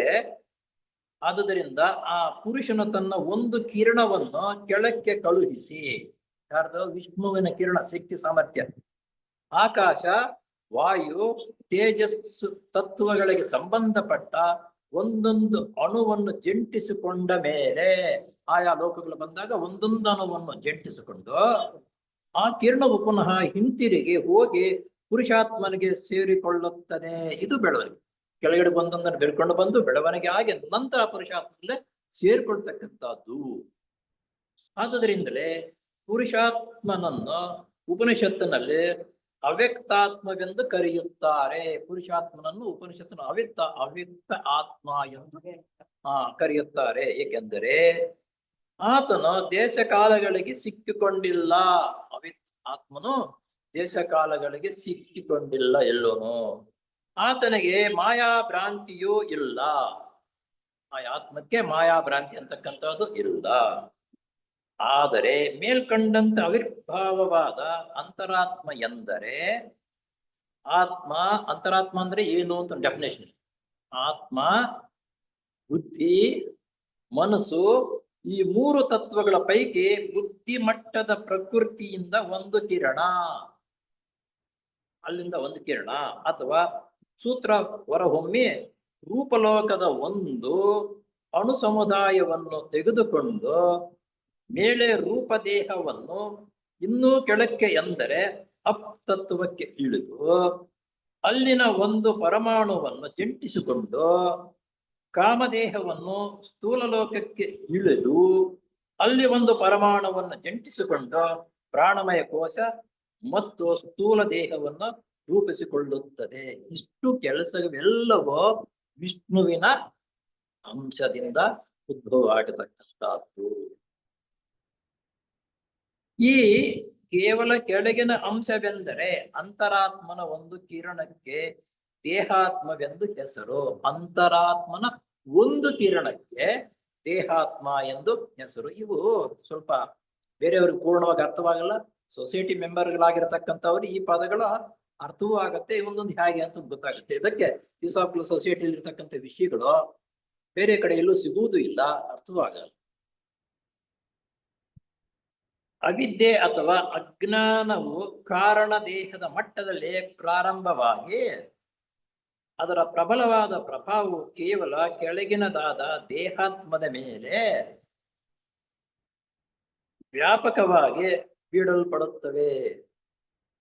ಪುರುಷಾತ್ಮನೂ ಕೂಡ ತನ್ನ ತಂದೆಯಾದ ಈಶ್ವರನ ಇಚ್ಛೆಯಂತೆ ಕೆಳಗಿನ ಲೋಕಗಳ ಪ್ರಕೃತಿಯನ್ನು ಸ್ವಾಧೀನಪಡಿಸಿಕೊಂಡು ತಾನು ತನ್ನ ತಂದೆಯಂತೆ ಆಗುವ ಉದ್ದೇಶದಿಂದ ಸಂಸಾರ ಚಕ್ರವನ್ನು ಪ್ರವೇಶಿಸುತ್ತಾನೆ. ಪುರುಷಾತ್ಮ ಈಶ್ವರನ ಒಂದು ಅದೇ ಗರ್ಭದಲ್ಲಿ ವಿಷ್ಣುವೆಲ್ಲ ಈ ರೀತಿ ಬೆಳೆದ ಮೇಲೆ ಇಂಡಿಪೆಂಡೆಂಟ್ ಆದ್ಮೇಲೆ ಪ್ರಸವವಾಯಿತು ಅಂತ ಅರ್ಥ. ಅಲ್ಲಿಗೆ ಅವಾಗ ನಾಮಕರಣ ಮಾಡ್ತಾರೆ, ಅವ್ರ ನಿಜವಾದ ನಮ್ಮ ಹೆಸರು ಅಂತ. ಅಲ್ಲಿಂದ ಏನಾಗುತ್ತೆ, ಜನನವಾದ ಮಗು ತನ್ನ ತಂದೆಯಂತೆ ಆಗಬೇಕು ಅನ್ನೋ ಉದ್ದೇಶದಿಂದ ಈ ಅನುಭವಗಳನ್ನು ಪಡೆಯುತ್ತಾನೆ. ಈ ದೇಹಾತ್ಮದ ಮಟ್ಟದಲ್ಲಿಯೇ ಮಾಯಾಭ್ರಾಂತಿಯು ಪರಮಾವಧಿ ಕೆಲಸ ಮಾಡುತ್ತಿರುವುದು ಈ ದೇಹಾತ್ಮದಲ್ಲೇ ಮಾಯೆಯಂತ ರೀತಿಯಲ್ಲಿ ಪರಮಾವಧಿ ಕೆಲಸ ಮಾಡ್ತಾ ಇರುವುದು ಈ ದೇಹಾತ್ಮದಲ್ಲಿ. ಉದಾಹರಣೆಗಾಗಿ ಒಬ್ಬ ನುರಿತ ಪಂಡಿತನ ಅನೇಕ ಶಾಖೆಗಳಲ್ಲಿ ತಿಳುವಳಿಕೆಯನ್ನು ಸಂಪಾದಿಸಿ ಅದ್ವಿತೀಯವಾದ ಪಾಂಡಿತ್ಯವನ್ನು ಸಂಪಾದಿಸಬಹುದು. ಒಬ್ಬನು ತಿಳುವಳಿಕೆ ಇರ್ತಕ್ಕಂಥ ಪಾಂಡಿತ್ಯ ಇರ್ತಕ್ಕಂಥ ಪಂಡಿತನು ಬೇಕಾದಷ್ಟು ವ್ಯವಹಾರಗಳು ತಿಳ್ಕೊಂಡು ಈ ಸಮಸ್ಯೆ ಹಿಂಗಿದೆ, ಆ ಸಮಸ್ಯೆ ಹಾಗಿದೆ, ಈ ಶಾಸ್ತ್ರದಲ್ಲಿ ಹಿಂಗೆ ಹೇಳುತ್ತೆ, ಮತ್ತೊಂದು ಶಾಸ್ತ್ರದಲ್ಲಿ ಹೀಗೆ ಹೇಳುತ್ತೆ, ಪುರಾಣ ಹೀಗೆ ಹೇಳುತ್ತೆ ಅಂತಕ್ಕಂಥ ವಿಷಯಗಳನ್ನೇನೋ ಎಲ್ಲರಿಗೂ ಅರ್ಥವಾಗುವ ರೀತಿಯಲ್ಲಿ ಅಥವಾ ಹೇಳ್ಕೊಳ್ತಾನೆ, ಸಂಪಾದಿಸಬಹುದು.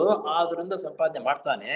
ಆದರೆ ಮತ್ತೊಬ್ಬ ಸಾಧಾರಣ ಸಾಧಕನು ಮನಸ್ಸಿಗೆ ಸಂಬಂಧಪಟ್ಟ ಎಷ್ಟೋ ಭ್ರಾಂತಿಯನ್ನು ಪತ್ತೆ ಹಚ್ಚಿ ಅದರಿಂದ ಪಾರಾಗಬಹುದು. ಇವೆಲ್ಲ ಓದತಕ್ಕಂಥದ್ದು ಈ ರಾಮಾಯಣ, ಈ ಪುರಾಣ, ಮತ್ತೊಂದು ಇವಾಗದೊಂದು ಎಲ್ಲವೂ ತಿಳ್ಕೊಂಡಿರ್ತಕ್ಕಂಥ ತಿಳುವಳಿಕೆ ಬರುತ್ತೆ. ಬೇರೆಯವ್ರಿಗೆ ಹೇಳೋದಕ್ಕೆ ಸುಲಭವಾಗಿ ಹೇಳ್ತಾನೆ. ಅಷ್ಟೊತ್ತು ಅಪ್ಪ ಇದು ಸೊಗಸಾಗಿ ಹೇಳ್ತಾ ಇದ್ದಾನೆ, ಎಷ್ಟು ವಿಷಯವನ್ನು ತಿಳ್ಕೊಂಡಿದ್ದಾನಪ್ಪ ಇದು ಅಂತಕ್ಕಂಥದ್ದು ನಮಗೆ ಅಗೋಚರವಾಗಿರ್ತಕ್ಕಂಥ ಅವ್ರ ಮೇಲೆ ಗೌರವನೂ ಬರುತ್ತೆ. ಆದರೆ ಅನುಷ್ಠಾನದಲ್ಲಿ ಇಲ್ಲದೆ ಇರುವಾಗ ಅದೇನು ಕೆಲಸಕ್ಕೆ ಬರುವುದಿಲ್ಲ. ಅದಕ್ಕೆ ಬದಲಾಗಿ ಏನ್ ಹೇಳ್ತಾರೆ, ಮನಸ್ಸಿಗೆ ಸಂಬಂಧಪಟ್ಟ ಎಷ್ಟೋ ಭ್ರಾಂತಿಯನ್ನ ಪತ್ತೆ ಹಚ್ಚಿ ಅದರಿಂದ ಪಾರಾಗಬಹುದು. ನಮ್ಮ ಮನಸ್ಸಿಗೆ ಬರ್ತಕ್ಕಂಥ ಅನೇಕ ಒಂದು ಯೋಚನೆಗಳನ್ನು ಮಾಡ್ತಾ ಅದಕ್ಕೆ ತಕ್ಕಂತೆ ನಾವು ಜೀವನವನ್ನು ನಡೆಸ್ತಾ ಇರುವಾಗ ಇವೇನೆಲ್ಲ ಪಾರು ಮಾಡಬಹುದು. ಪಂಡಿತನ ಭ್ರಾಂತಿಯು ಇಂತಹ ಸಾಧಾರಣ ಮನುಷ್ಯನಿಗಿಂತ ಮಿಗಿಲಾಗಿರಲಾರದು. ಆ ತಿಳುವಳಿಕೆ ಇರತಕ್ಕಂಥ ಸಾಧಾರಣ ಮನುಷ್ಯನಿಗಿಂತ ಆ ಪಾಂಡಿತ್ಯ ಇರತಕ್ಕಂಥವನೆಂದು ಏನು ಅದಕ್ಕೆ ಸರಿ ಸಮಾನವು ಅಥವಾ ಆಗಲಾರದು ಅಂತ ಹೇಳ್ತಾರೆ. ಆದುದರಿಂದ ಮನಸ್ಸಿನ ಭ್ರಾಂತಿ ಜನ್ಯವಾದ ತಿಳುವಳಿಕೆಯು ನಿಜವಾದ ವಿದ್ಯೆಗೆ ಚಿಹ್ನೆ ಅಲ್ಲ. ಯಾರು ಅನಿತ್ಯವಾದದ್ದನ್ನು ನಿತ್ಯವೆಂದು, ಅಶುಚಿಯನ್ನು ಶುಚಿಯೆಂದು, ಅಸುಖವನ್ನು ಸುಖವೆಂದು ಭಾವಿಸಿ ಭ್ರಾಂತಿಗೆ ಒಳಗಾಗುತ್ತಾರೆಯೋ ಅಂತವರೇ ಲೌಕಿಕ ದೃಷ್ಟಿಯಿಂದ ಪಂಡಿತನೆಂದು ಕರೆಸಿಕೊಳ್ಳುತ್ತಾನೆ. ನಾವೆಲ್ಲ ಅಂತ ಪಂಡಿತರನ್ನೇ ಜಾಸ್ತಿ ನೋಡ್ತಾ ಇರೋದು. ನೋಡಿ ಎಷ್ಟು ಚೆನ್ನಾಗಿ ಹೇಳ್ತಾರೆ ಅನ್ನೋದು.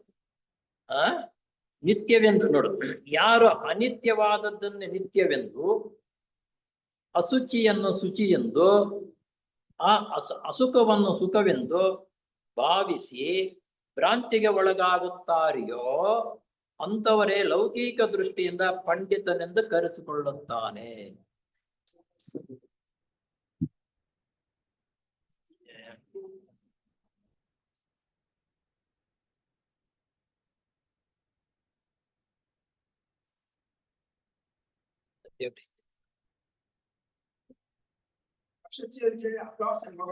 ಸ್ಕ್ರೀನ್ ಶೇರ್ ಮಾಡಿದ್ದೆ ಅಷ್ಟೇ. ಸ್ಕ್ರೀನ್ ಶೇರ್ ಮಾಡಿದ್ದೆ. ಮತ್ತೆ ಸ್ಕ್ರೀನ್ ಶೇರ್ ಮಾಡಿದ್ದೆ. ನಾವು ಅವಿದ್ಯೆ ಎಂದ್ರೆ ನಿತ್ಯವಾದುದನ್ನು ನಿತ್ಯವೆಂದು ಭಾವಿಸುವುದು ಅದಿತ್ತಲ್ವಾ, ಅದನ್ನ ಶೇರ್ ಮಾಡಿದ್ದೆ ಇದ್ರಲ್ಲಿ ಅಷ್ಟೇ. ನೀವು ಕಂಟಿನ್ಯೂ ಮಾಡಿ. ಸರಿ ಸರಿ. ಕರೆಸಿಕೊಂಡಿದ್ದಾಗೆಯೋ ತತ್ವತಃ ಅಜ್ಞಾನಿಗಳು. ಅಷ್ಟು ಪಾಂಡಿತ್ಯ ಬಂದು ಎಲ್ಲರಿಗೂ ಹೇಳ್ತಾ ಇದ್ರು, ಸುಖವಾಗಿದ್ರು ಸಮೇತ ಆತನ ಅಜ್ಞಾನಿ, ಜ್ಞಾನವಂತನಲ್ಲ. ನಮ್ಮ ತಿಳುವಳಿಕೆಗೆ ಪಂಡಿತನು ಇವರು ಪುರೋಹಿತನು ಅಂತಂದ್ರೆ ಬಹಳ ಜ್ಞಾನವಂತನು ಅಂತ ತಿಳ್ಕೊಂಡಿದ್ದೀವಿ.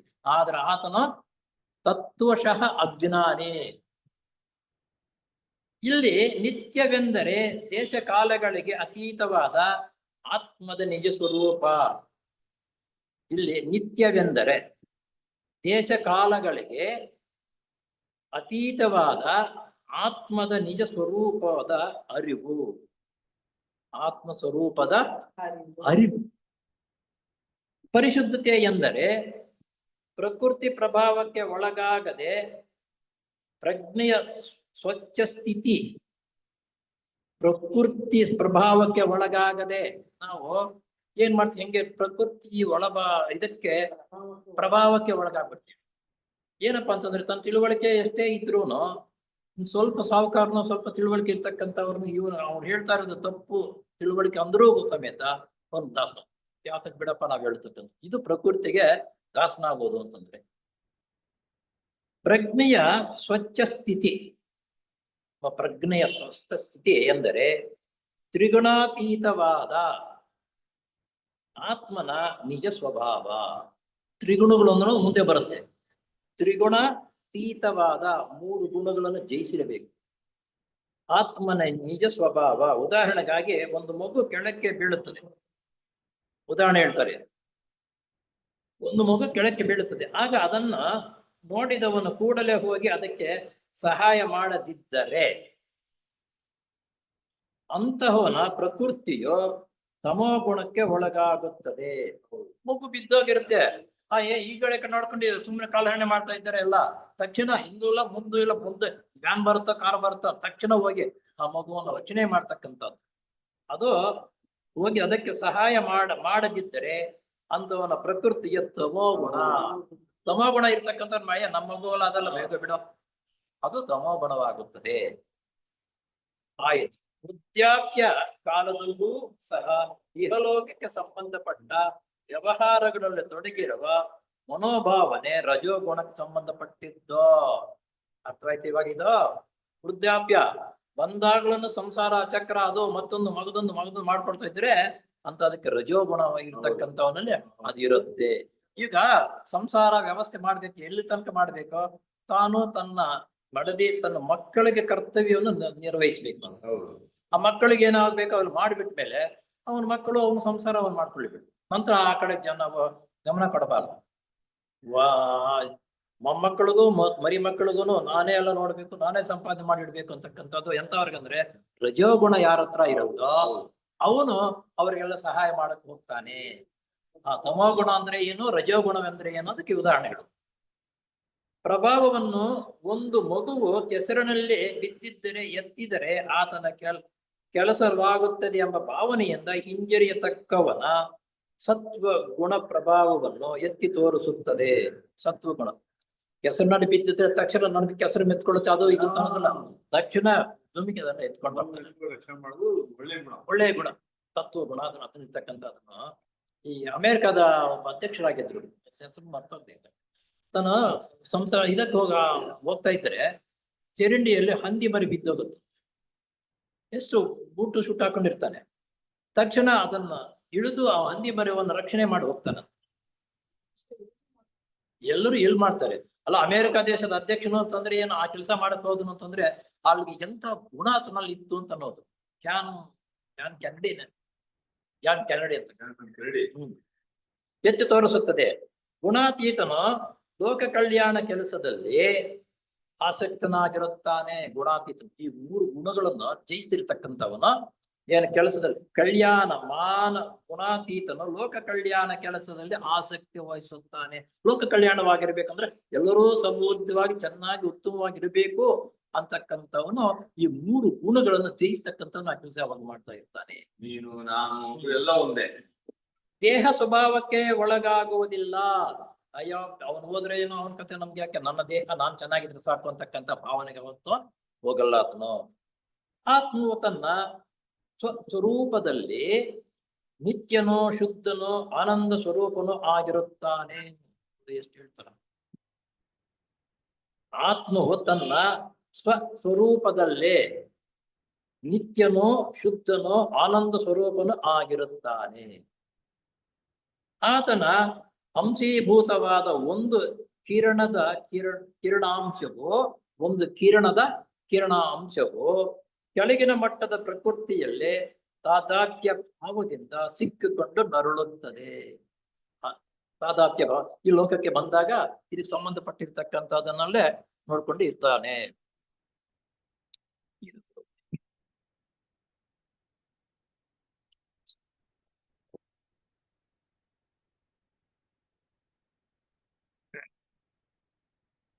ಮಾನವನು ಆ ಮಟ್ಟದಲ್ಲಿ ನಿಜಕ್ಕೂ ಅವಿದ್ಯೆಗೆ ಪೂರ್ಣ ಒಳಗಾಗುತ್ತಾನೆ. ಅವೆಲ್ಲ ಮಾಡದೆ ಹೋದ್ರೆ ಅವಿದ್ಯೆಗೆ ಪೂರ್ಣವಾಗಿ ಅವನು ಹಾಕ್ಬಿಡ್ತಾನೆ. ಇಲ್ಲಿ ಇನ್ನು ಸೂತ್ರ 6ನೇ. ದೃಗ್ ಅಂದ್ರೆ ನೋಡುವ ಶಕ್ತಿ ಅಂದ್ರೆ ಅದಕ್ಕನು ಪುರುಷ ಇಲ್ಲ. ದರ್ಶನಕ್ಕೂ ನಾನು ನೋಡಿದ್ದು ಇಂತಹ ವಸ್ತುವು ಎಂಬ ಪರಿಜ್ಞಾನ. ಏಕಾತ್ಮತ ನಾನು ಅದು ಒಂದೇ ಎಂಬ ಭಾವನೆಯೇ ಅಸ್ಮಿತ, ಅದೇ ನಾನಾಗಿದ್ದೇನೆ ಎಂಬ ಭ್ರಾಂತಿ. ಅಸ್ಮಿತ ಅಂದ್ರೆ ಅದೇ ನಾನಾಗಿದ್ದೇನೆ ಅಂತಕ್ಕಂತಹ ಭ್ರಾಂತಿ.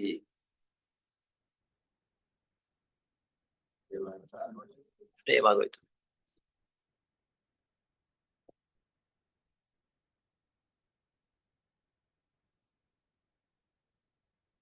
ಈಗ ಉದಾಹರಣೆಗಾಗಿ ತನ್ನ ತಲೆಯಲ್ಲಿ ರಕ್ತ ಪರಿಚಲನೆಯಲ್ಲಿ ಏನೋ ಸ್ವಲ್ಪ ವ್ಯತ್ಯಾಸವಾಗಿ ತಮಗೆ ತಲೆನೋವು ಕಾಣಿಸಿಕೊಳ್ಳುತ್ತದೆ.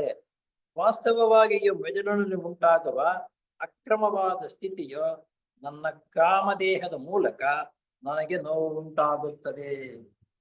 ತಲೆನೋವು ಬರ್ತಕ್ಕಂಥದ್ದಕ್ಕೆ ಯಾಕೆ ಬರುತ್ತೆ ಏನು ಅಂತ ಅನ್ನೋದನ್ನ ನಮ್ಮ ಇವರು ಶಂಕರನಾರಾಯಣ ಹೇಳ್ತಾ ಇದ್ರು.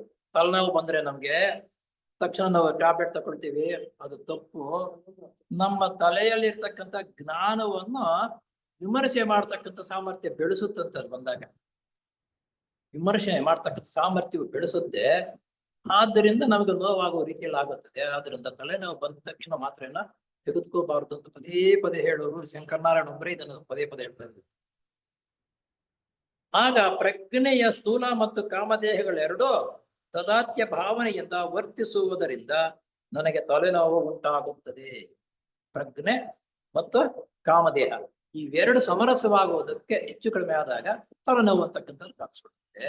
ಆ ಮಾತ್ರೆ ತೆಗೆದುಕೊಂಡಾಗ ಏನಾಗುತ್ತೆ ಅಂದ್ರೆ ಅಲ್ಲಲ್ಲ ನಮ್ಗೆ ರಿಲೀಫ್ ಆಗುತ್ತೆ ಅಂತ ಕಾಣಿಸುತ್ತೆ. ತೆಗೆದುಕೋಬಾರ್ದು ಅನ್ನೋದು. ಯಾಕಂದ್ರೆ ಈ ದೇಹಗಳಿಗೂ ಒಂದಕ್ಕೊಂದು ಸಮನ್ವಯವಾಗುವುದಕ್ಕಾಗಿ ತಲೆನೋವು ಬರ್ತಕ್ಕಂಥದ್ದು. ಆದ್ದರಿಂದ ತಕ್ಷಣ ನಾವು ತಲೆನೋವು ಬಂದ್ರೆ ಮಾತ್ರ ತೆಗೆದುಕೋಬಾರದು, ಉಂಟಾಗುತ್ತದೆ ಎಂಬುದಾಗಿ ಮನಸ್ಸಿನ ಮೂಲಕ ಚಿಂತಿಸುತ್ತಾನೆ. ಈ ಸ್ಥೂಲ ದೇಹಕ್ಕೂ ಪ್ರಜ್ಞೆಯ ಸ್ವರೂಪನಾದ ಪರಿಸ್ಥಿತಿಗೂ ಮಧ್ಯೆ ಸೇತುವೆಯಂತೆ ಅನೇಕ ಸೂಕ್ಷ್ಮ ದೇಹಗಳು ಸೇರಿಕೊಂಡಿರುತ್ತವೆ. ಇಲ್ಲಿ ಅನೇಕ ಸೂಕ್ಷ್ಮ ದೇಹಗಳು ಸ್ಥೂಲ ದೇಹದಲ್ಲಿ ಒಂದಕ್ಕೊಂದು ಸೇರಿಕೊಂಡು ಕೆಲಸ ಮಾಡ್ತಾ ಇರುತ್ತವೆ. ಇವು ಒಂದಕ್ಕೊಂದು ಸೇರಿಕೊಂಡು ವ್ಯವಸ್ಥೆ ರೀತಿಯಲ್ಲಿ ಒಂದಕ್ಕೊಂದು ಹೊಂದಾಣಿಕೆ ಆಗುವುದಕ್ಕಾಗಿ ಆ ರೀತಿ ಆಗ್ತಾ ಇರುತ್ತದೆ ಅಂತ ಅನ್ನೋದನ್ನ ಹೇಳ್ತಾ ಇದೀವಿ. ನೋಡಿ, ನಾವು ಒಂದು ಹರಿಕಥೆನೋ ಅಥವಾ ಒಂದು ಯಾವ್ದಾದ್ರು ಹೇಳ್ಬೇಕಾದ್ರೆ ವಾದ್ಯಗಳು ಸೇರಿರ್ತಾರೆ ನೋಡು. ಒಬ್ಬರದೊಬ್ಬರೊಂದು ಹೊಂದಾಣಿಕೆ ಸೇರ್ಕೊಳ್ಳೋದಕ್ಕೆ ಸ್ವಲ್ಪ ಹೊತ್ತು ಪ್ರಾಕ್ಟೀಸ್ ಮಾಡಲ್ವಾ? ಹಾಗೆ ಈ ದೇಹಗಳು ಒಂದರಲ್ಲಿ ಒಂದು ಸೇರ್ಕೊಂಡು ವ್ಯವಸ್ಥೆ ರೀತಿಯಲ್ಲಿ ಆಗುವುದಕ್ಕಾಗಿ ಆ ರೀತಿ ತಲೆನೋವು ಮಗದೊಂದು ಬರತಕ್ಕಂತಹದ್ದು ಅಂತ ಅನ್ನೋದು ಇಲ್ಲಿ ವಿಜ್ಞಾನಕ್ಕೆ ಸಂಬಂಧಪಟ್ಟಿರ್ತಕ್ಕಂಥದ್ದು ಉದಾಹರಣೆಗಳನ್ನು ಸೇರ್ತಾ, ಈ ತಲೆನೋವು ಮಾತ್ರೆ ಅಂತಕ್ಕಂಥದ್ದು ಅದು ವಿಜ್ಞಾನಕ್ಕೆ ಸಂಬಂಧಪಟ್ಟಿರ್ತಕ್ಕಂಥದ್ದು. ಇಂತಹ ಉದಾಹರಣೆಗಳನ್ನು ಐಕ್ಯತೆಯನ್ನು ಸೇರಿಸ್ತಾ ನಮ್ಗೆ ಅರ್ಥವಾಗುವ ರೀತಿಯಲ್ಲಿ ಇಲ್ಲಿ ಬರೆದಿರತಕ್ಕಂಥದ್ದು. ಈ ಅಸ್ಮಿತಾ ಭಾವನೆಯಿಂದ ಪಾರಾಗಬೇಕಾದ್ರೆ ನಮ್ಮ ವಿಚಾರ ಶಕ್ತಿಯ ಮೂಲಕ ನಾವು ಎಷ್ಟು ಪ್ರಯತ್ನ ಪಟ್ಟಾಗ್ಯೂ ನಾವು ನಮ್ಮ ಸ್ವರೂಪದ ಅರಿವಿನ ಸ್ಥಿತಿಯನ್ನು ಊಹಿಸಿಕೊಳ್ಳಲು ಸಾಧ್ಯವಿಲ್ಲ. ಇಲ್ಲೇ ಒಂದಕ್ಕೊಂದು ನಮ್ಮ ಯೋಚನೆ ಭಾವನೆಗಳು ಬಹಳ ವ್ಯವಸ್ಥೆ ರೀತಿಯಲ್ಲಿ ಒಂದಕ್ಕೊಂದು ಸಂಬಂಧ ಏನು, ಹೇಗೆ ಏನು ಅಂತಕ್ಕಂಥದ್ದು ನಾವು ಒಂದು ಸೂಕ್ಷ್ಮ ದೃಷ್ಟಿಯಿಂದ ಮತ್ತು ಸೂಕ್ಷ್ಮ ಬುದ್ಧಿಯಿಂದ ಯೋಚನೆ ಮಾಡಿದಾಗ ಒಂದಕ್ಕೊಂದು ಇರ್ತಕ್ಕಂಥ ಸಮನ್ವಯ ಹೇಗೆ ಅಂತಕ್ಕಂಥದ್ದು ಅರ್ಥ ಮಾಡಿಕೊಳ್ಳುತ್ತೀವಿ. ಇಷ್ಟು ಭಾವನೆ ನಮ್ಮ ಬೆಳವಣಿಗೆ ಆಗಬೇಕಾದ್ರೆ ಆಧ್ಯಾತ್ಮಿಕ ಜೀವನವನ್ನು ನಡೆಸ್ತಕ್ಕಂಥ ಜ್ಞಾನವನ್ನು ಬೆಳೆಸ್ಕೊಂಡಾಗ ಆಗ್ತೀವಿ ಹೊರತು ಅಷ್ಟಕ್ಕದೇ ಬರುವುದಿಲ್ಲ. ಯಾವುದು ಸುಲಭವಾಗಿ ಬರಲ್ಲ, ನಾವು ಕಷ್ಟಪಡ್ಬೇಕು, ಊಹಿಸಿಕೊಳ್ಳಲು ಸಾಧ್ಯವಿಲ್ಲ. ವಾಸ್ತವವಾಗಿಯೋ ಅವಿದ್ಯೆ ಮತ್ತು ಅಸ್ಮಿತಾ ಈ ಭಾವನೆಯಲ್ಲಿ ಸ್ಥೂಲ ದೇಹವೇ ನಾನು. ಅವಿದ್ಯೆ, ಅಸ್ಮಿತಾ, ಸ್ಥೂಲ ದೇಹ ನಾನು, ನನ್ನದು, ನಾನೇ ಸಂಪಾದನೆ ಮಾಡಿದ್ದು ಅಂತಕ್ಕಂಥದ್ದು ಬರುತ್ತೆ. ಸ್ಥೂಲ ದೇಹವೇ ನಾನು ಎಂಬ ಭಾವನೆಯ ಪ್ರಬಲವಾಗುವಿಕೆ. ಇವುಗಳಿಂದ ಪರಿಷ್ಕಾರವಾಗಿ ಪಾರಾಗಬೇಕಾದರೆ ಯೋಗ ಸಾಧನೆಯ ಮೂಲಕ ಸಮಾಧಿ ಪಡೆದು ಆಯಾ ಮಟ್ಟದ ದೇಹಗಳನ್ನು ಪ್ರಜ್ಞಾವತ್ತಾಗಿ ತ್ಯಜಿಸಿದಾಗ, ಸ್ಥೂಲ ದೇಹ ಸಂಬಂಧಪಟ್ಟ ಬೇರೆ ದೇಹಗಳು ಸಮೇತ ಇದೆ, ಅವನ್ನು ವ್ಯವಸ್ಥೆ ರೀತಿಯಲ್ಲಿ ಯಾವ ರೀತಿ ತ್ಯಾಗ ಮಾಡಿ ಜೀವನವನ್ನು ನಡೆಸಬೇಕು ಅಂತಕ್ಕಂಥ ತಿಳ್ಕೊಂಡಾಗ ನಾವು ವ್ಯವಸ್ಥೆ ರೀತಿಯಲ್ಲಿ ಮುಂದಕ್ಕೆ ಹೋಗ್ತೀವಿ ಅಂತ ಅಷ್ಟೇ ಹೇಳ್ತಾ ಇವತ್ತೊಂದು ದಿವಸ ಇದಕ್ಕೆ ಓಂಕಾರದೊಂದಿಗೆ ಸಂಬಂಧಪಟ್ಟ ಓ